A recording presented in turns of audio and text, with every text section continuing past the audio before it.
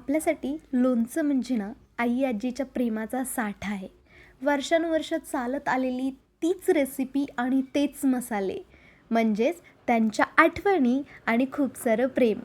मग जेवणामध्ये आवडती भाजी असो नाहीतर नसो, जर लोणचं आहे म्हणजे पोटभर जेवण होणारच. तर आज आपण बघतोय लिंबाच्या लोणच्याची रेसिपी. तर त्यासाठी मी इथं 30 लिंब आदल्या रात्री पाण्यामध्ये भिजत घातलेली.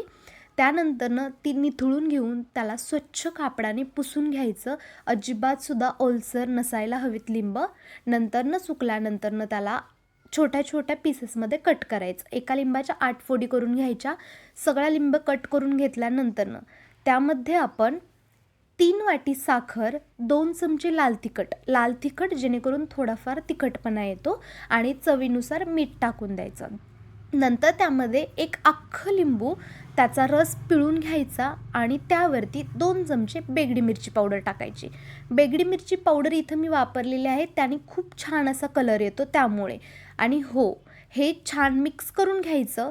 छान मसाले लोणच्याच्या फोडींना लागले पाहिजेत आणि छान असं एकसारखं एकजीव मिसळून झाल्यानंतर त्याला 10 ते 15 दिवसासाठी प्लास्टिक किंवा काचेच्या, मेजॉरिटी काचेच्या भरणीतच ठेवा.